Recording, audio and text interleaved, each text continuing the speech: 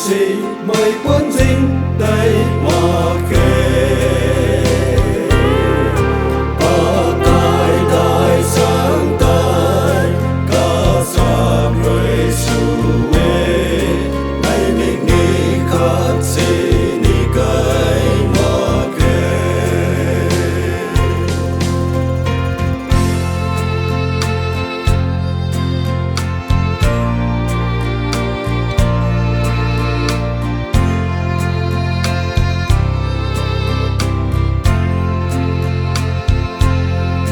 Xin kêu mây cõi nai ye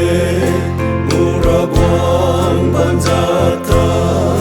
câu tay này là mây sa ngam ngõ kê kim mặc na lao phun xuân nu gai mai quay na lu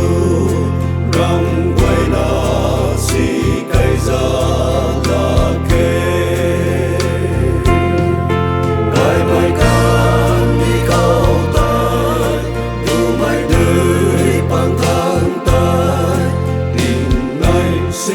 mây quân dinh tây mà kề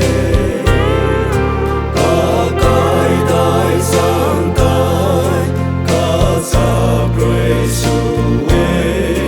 nay biết đi khắp xin đi cái mà kề thầy lâu mây cu mây pu cả ban ham na bom mê mây ta qua lâu ni la lâu ni cả ba qua lâu mây quay ai rắm câu tay lung ni hey a đi cái mây lung lung gió